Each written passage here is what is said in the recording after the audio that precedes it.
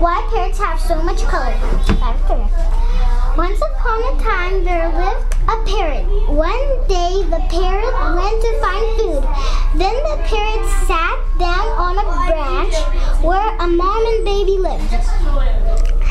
And then the parrot saw the baby and then flew to the baby.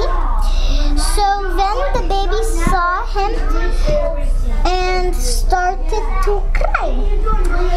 Then the mom heard the baby crying.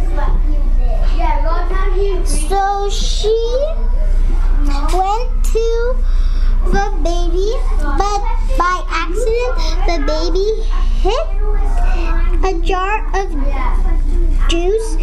So it fell on the parrot. That is how parrots have so much color.